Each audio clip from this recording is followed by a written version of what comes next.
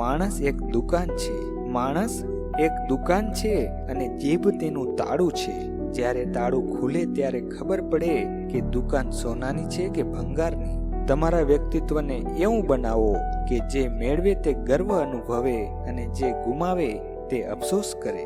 Cycle અને જિંદગી ત્યારે જ સારી ચાલે જ્યારે તેમાં ચેન હોય. સમય બદલાતા વાર નથી લાગતી. કોઈની સાથે એટલું જ ખોટું કરજો સાહેબ જેટલું તમે ખુદ સહન કરી શકો. મન બધા પાસે હોય છે પણ મનોબળ બહુ થોડા પાસે હોય છે.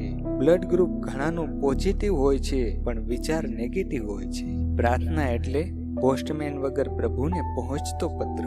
મોટી વ્યક્તિ સાથે સંબંધ ના રાખો તો ચાલશે, પરંતુ રોજ તમારી સાથે હસતી વ્યક્તિ સાથે હંમેશા સારો સંબંધ રાખજો.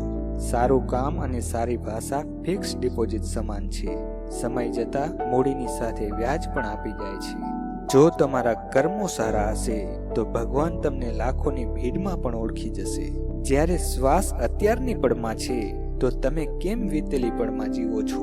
માની લેવું, ધારી લેવું અને કહી દેવું એ સંબંધ બગાડવાના સરળ રસ્તાઓ છે, પરંતુ પૂછી લેવું, જાણી લેવું અને સમજી લેવું એ ગેરસમજ દૂર કરવાના સરળ ઉપાયો છે.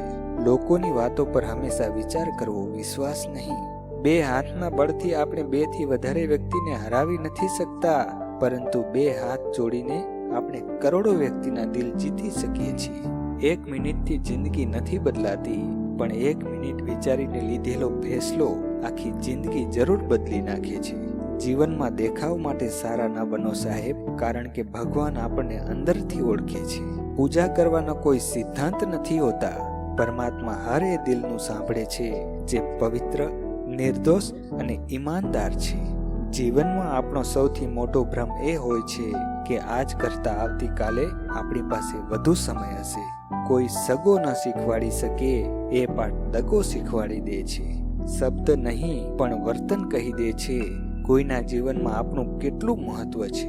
જિંદગીની શાળામાં સમય જ એક શિક્ષક છે જે ઘણું બધું શીખવી જાય છે.